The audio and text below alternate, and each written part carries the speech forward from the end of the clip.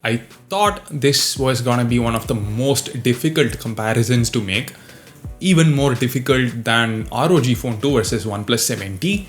But then after using both phones for a while, the 70 for about a month and the X2 Pro for about 10 days, I realized the differences are pretty clear. And it would be rather easy to pick one of these two devices based on your requirements. My name is Ashwin Sundar, and by the end of this video, you're gonna find it very easy to choose one of these. Let's get started.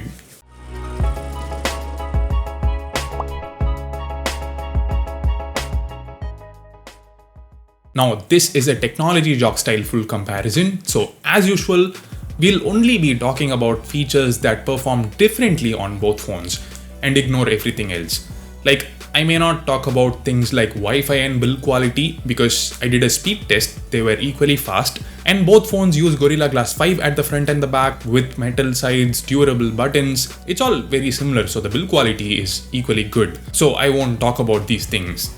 But I'll definitely talk about cameras and software because those are the kind of things that will impact your decision making. Before we start, like I said, these phones have a Gorilla Glass 5, but they're not really unbreakable or anything, so it's always recommended to use a tempered glass like the one from our sponsor, Laserding. So if you drop the phone, the tempered glass will take all the damage, but the display will stay safe. What's special about Laserding is that they have actual 2.5D curved glass along the edges, so the entire screen is covered, no air bubbles or awkward gaps like these, which you might get from installing any other tempered glass in the market. They are also available for most other phones including the OnePlus 70 and the Redmi Note 8 Pro. So do check out Laserding, link in the description, use the promo code TJOCK to get 10% discount. Okay, so let's start with the design. The 70 stands out here. OnePlus has done something different by going for a frosted glass finish, which looks like a mix of glass and metal. It looks great, it feels great. The X2 Pro on the other hand actually looks beautiful, but the problem is a lot of phones, even budget phones, have adopted a similar design. Even Realme's own Realme XT and Realme X look identical. So a bit more premium design would have been better. I mean, not more premium, something different would have been better. The branding placement also could have been better. The 70 is thinner, lighter, and slightly smaller, but the screen size is the same, which means the screen to body ratio of the 70 is slightly higher. And extra points to the 70 for the alert slider. It's a small thing, but it's super handy. Saves a lot of time if you switch between silent and ring modes frequently. We all do. Speaking of small things that enhance the overall experience, the X2 Pro has a 3.5mm headphone jack, FM radio, and a super fast in-display fingerprint scanner. Yes, it's even faster than the 70 scanner. A face unlock is equally fast though on both phones, but I generally don't recommend using face unlock because it's not as secure as a fingerprint scanner. The stereo speakers and haptic feedback are two more things that enhance the user experience. I'll talk about them in a bit. Next up, display. Almost identical. AMOLED, Full HD+, 20:9 aspect ratio, HDR10 Plus support, 100% coverage of DCI-P3 color gamut, which means great color accuracy, and most important of all, 90Hz refresh rate. In the default display calibration mode, well, there is barely any difference. Actually, the 70's display has a very mild pink tint. I'm not sure if you can even notice it in this video, but that's the only minor difference I could see. Both panels are amazing. They are super bright. I got many chances to use these phones outdoors quite a bit, and I faced no issues at all. They were really good. So the display shouldn't be an important factor in this comparison. And even better, we can literally skip the performance part. Snapdragon 855 Plus on both phones perform extremely well. I played a bit of PUBG, a lot of Call of Duty, and never even once did I feel like using a 30 or a 38K phone. Such good performance, such good gameplay. But the gaming experience itself is slightly better on the OnePlus 70. It's not a big thing. I would just say it has a slight edge over the X2 Pro because of two things. Two things that I mentioned a bit earlier. Haptic feedback and stereo speakers. The X2 Pro also has haptic feedback and stereo speakers, but number one, the haptic feedback on the 70 is active while gaming. So while firing bullets, the vibration is in sync with the bullet shots. And it's not that cheap, strong vibration that feels annoying. This is the quick, sharp vibration that you get on iPhones and Pixels. The X2 Pro also has equally good vibration feedback. That's a great thing considering the price, but it doesn't work while gaming. And number two, the stereo speakers on the 70 are a little better. They are only slightly louder, but the quality itself is noticeably better.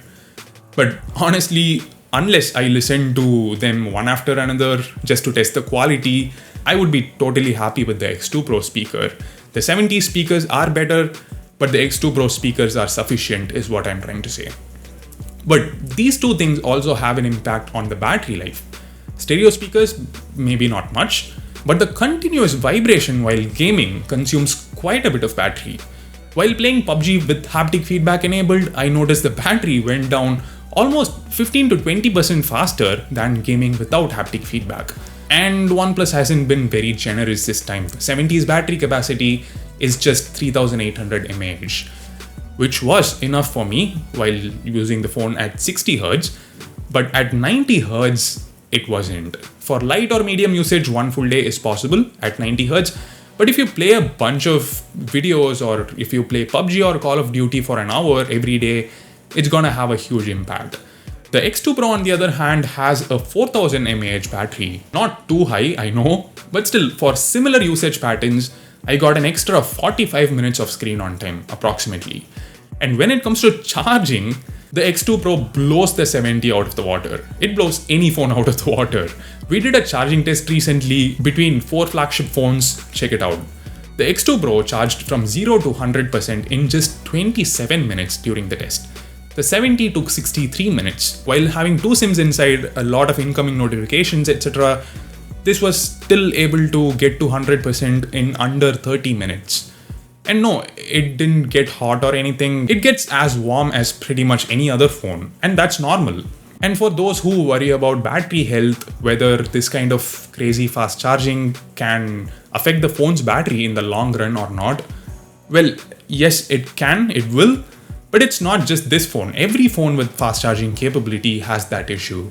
Moreover, most of you seem to be upgrading phones every year anyway, so unless you're planning to use the phone for like more than 3 or 4 years, don't worry too much about the health.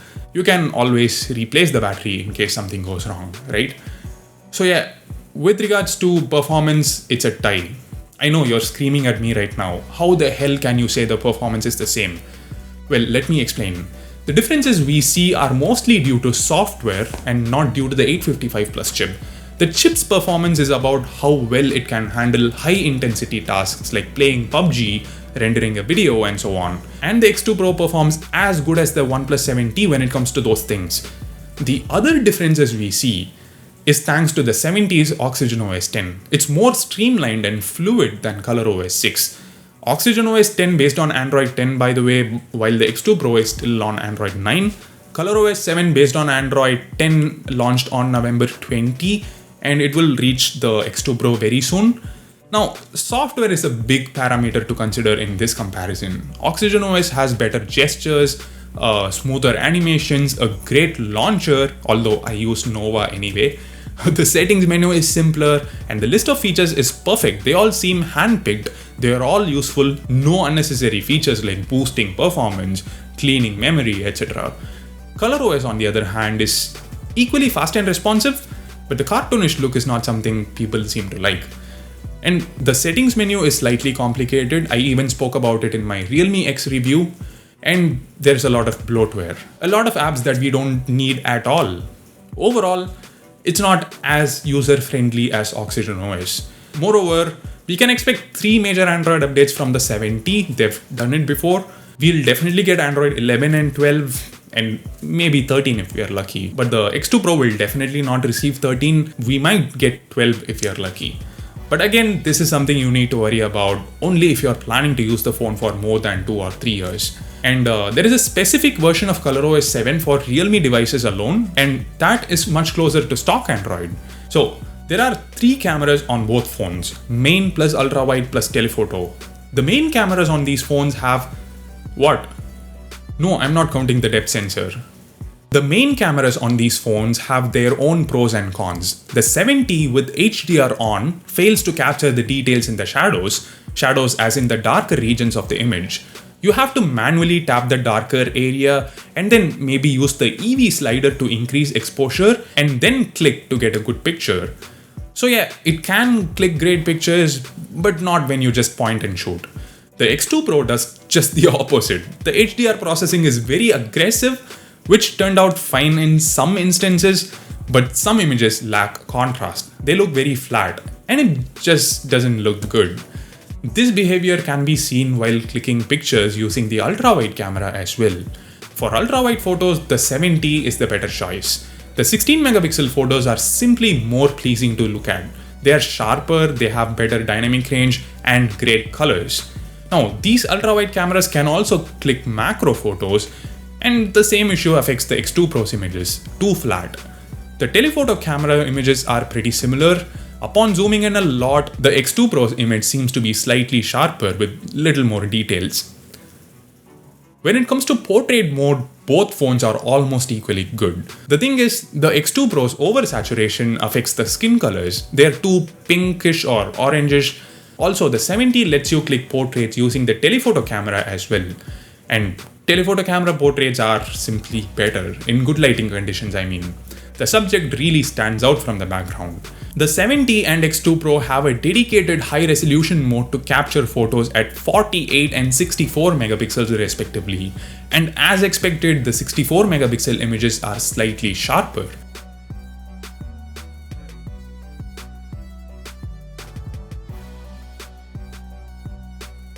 Selfies, very similar results. In my usage, I noticed the 7T's color reproduction to be more consistent. The skin tones are also more natural. Both phones have everything from 1080p 30fps to 4K 60fps options. At 4K 30, the stabilization is almost equally good. The quality is also no different. Also on the X2 Pro, no matter which camera is recording the video, you can switch to one of the other cameras seamlessly while recording. Ultra-wide, main camera, telephoto, it can go all the way up to 20x. On the other hand, the OnePlus 7T can't even shoot videos using the telephoto camera. You can zoom, but it's purely digital zoom. And while recording, it cannot switch between ultra-wide and main cameras. That said, for slow motion, the 7T is much better. The X2 Pro slow-mo quality is just average. Look at the building for instance, completely overexposed. It also has a huge crop for some reason. So overall, this is what the whole comparison looks like in a single page. We didn't talk about an important specification, price. The 7T's 8128GB variant is priced at 38,000 rupees. So for around 8,000 rupees more than the 8128 variant of the X2 Pro, what do you get on the 7T? Better design, much better software and user experience, possibly longer software support, better cameras, alert slider, slightly better stereo speakers. But remember, the battery life is a bit of a problem for heavy users. Now, the X2 Pro is much cheaper, but still you get some of the things the 7T doesn't have. Full charge in 30 minutes, headphone jack, better battery life, and great video recording capabilities. Faster fingerprint scanner, and even the other stuff are not bad by any means. They're either as good as they are on the 7T or maybe slightly inferior. As for software and camera, well, ColorOS 7 is coming soon for this device, and Realme will definitely release a few updates to improve the camera experience. Mine is the Chinese variant actually. At the time of shooting this video, I don't have the Indian variant. So I'm just saying don't worry too much about them. They're not deal breakers. Basically what I'm saying is, if your budget is only 30,000, you don't have to go out of your way to borrow money or choose EMI option or anything to get the 7T. Just get the X2 Pro. It's an excellent phone. If you have a budget of 40k, then have a look at this table again, have a look at what features are important to you, and then decide accordingly. So that's it. Thanks for watching. See you in the next one. Bye.